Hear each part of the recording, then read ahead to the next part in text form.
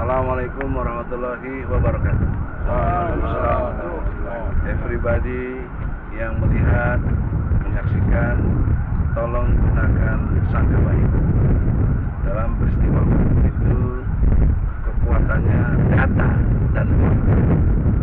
Fakta, data, dan saksi. Tiga itulah yang mendorong untuk bisa diambil keputusan. Nah, pertanyaan seriusnya, dari mana kami dapat? Kami dapat kuasa yang ada dari warga yang memiliki akses waris di sini. Coba bacakan singkat aja. Ya, tanda tangan di bawah ini nama Samsul Bahri Marasewesi, alamat Jalan Bungur 5, nomor 5, Kulon Depok Jaya, dan Pacaran Mas, Kota Depok. Dan nama Abdul Manap, alamat Kampung Subu Tamu, Kelurahan Busidaya, Kecamatan Sukabumi, Jaya, Kota Depok. Dalam hal ini mewakili atau bertindak untuk atas nama pemberi kuasa berdasarkan surat kuasa antara lain surat kuasa tanggal 19 Juni 2004 terlampir didaftarkan ke Notaris Saud Hendrik Budi Esa, Notaris Kota Depok. Surat kuasa tanggal 23 Juni 2024 fotokopi terlampir, surat kuasa khusus terlampir. Selanjutnya disebut sebagai pemberi kuasa substitusi berdasarkan kewenangan yang dimiliki, dengan ini memberikan kuasa dan hak substitusi kepada Profesor Dr. Haji Egy Sujana SH, Hizbullah Asidiki SHMH, dan Ahmad Bukhari Huzaini SH. Ya, itulah dasar hukum legalitas. Sekarang poin pentingnya adalah tanah seluas kurang lebih 121 ya, yang saya pahami di sini hektar. Itulah di bangunan ini semua. Ada di Sukala, di Jokowi. Tapi klaimnya ini adalah Universitas Islam Internasional Indonesia, UIII ya, 3 kali ini, di bawah koordinasi Kementerian Agama. Maka saya bertanya kepada 2 instansi, 1 Menteri Agama, 2 BPN. Menteri Agama, pertanyaan seriusnya, mengapa bangun gedung segini banyak dan bagus, kemudian tanpa ada pembayaran kepada ahli waris? Kenapa ini terjadi? Ya BPN, katanya Dirjen Perkara, Pak Tejo. Tolong jelaskan Pak Tejo, apakah Anda memberikan ini izin tanah dan sebagainya sudah dibayar belum warganya? Maka oleh karena itu, saya sebagai advokat menanyakan dengan baik-baik. Saya lihat dulu kunjungannya, oh benar ada real tanahnya. Kan tidak boleh tidak ada kunjungan setempat namanya. Jadi kunjungan setempat kita sudah lakukan dan real jelas. Jadi sudikiranya Pak Menak, Pak Nazarudin, Pak BPN, ya, Nusron, Wahid, jelaskanlah kepada kami ya someday kapan undang baik-baik untuk segera diselesaikan. Karena sudah nggak ada alasan lagi untuk apa orang tanah belum dibayar kok main dibangun aja. Ini udah kesalahan serius. Jadi saya menunggu koordinasi antara Menak dan BPN.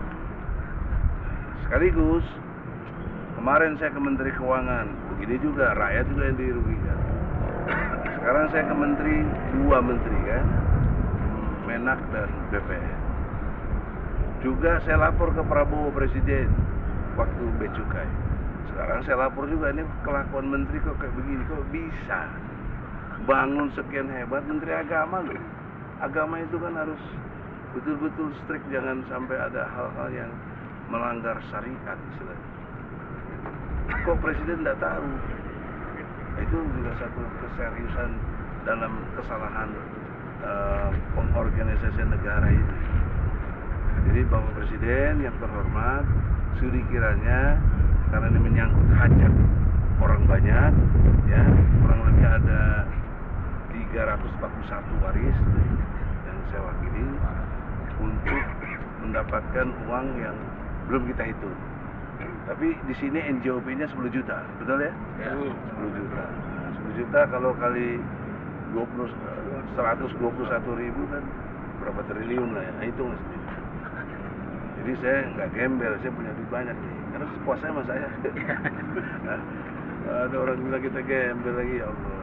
Ini Pak, kan sementara ini biasanya bangun kampus itu kan tidak ada izin, itu kan tidak boleh ini kenapa dibangun? Kenapa ini bisa dilakukan? Ya kan jangan tanya saya, ya, tanya menteri itu.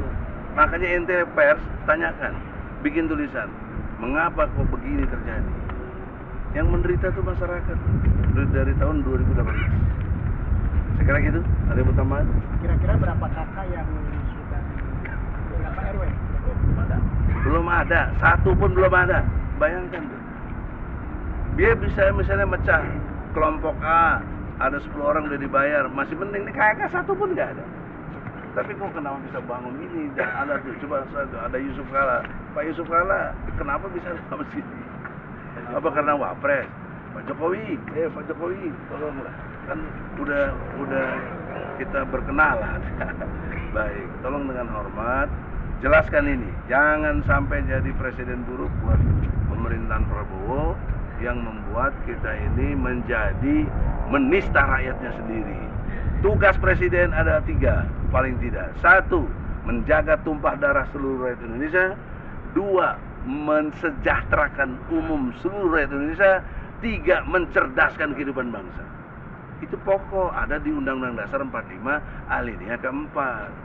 Nah, pertanyaannya, kenapa rakyat tidak disejahterakan? Orang punya dia kok. Artinya negara ini sebenarnya bersyukur punya rakyat yang baik-baik dan sabar kayak begini. Tanahnya dipakai, udah digunakan, dipakai lagi, udah operasional, ya. Sementara belum bayar. Nah itulah, poinnya itu aja. Jadi semuanya dengan sangka baik dan tata cara hukum. Begitu, Bang? Nah ini teman-teman yang siap turun kalau ada apa-apa, ya. Kita demi Allah, demi Rasulullah, nggak ada yang kita takuti selain Allah. Jadi pesannya segera dibayar begitu. Segera dibayar. Syukur-syukur sebelum lebaran. Lu pada perlu duit kan? Kita bisa bagi nanti sebelum lebaran. THR. Mungkin Bang, satu lagi Bang, langkah setelah ini apa selanjutnya Bang? Langkah ini kita nunggu mereka itu mau nggak respon kita. Ya. Kalau menurut info, saya tadi jalur saya ada di Kopassus, ya insya Allah saya minta koordinasinya. Beliau bilang udah insya Allah Tejo pasti bayar lah. Insya Allah. Nggak tahu apa Pak Tejo yang bayar apa enggak. Saya kira itu aja. Oke, terima kasih Bang. Ya udah. Sekarang saya mau ke Margi nih. Madiloh. Ya.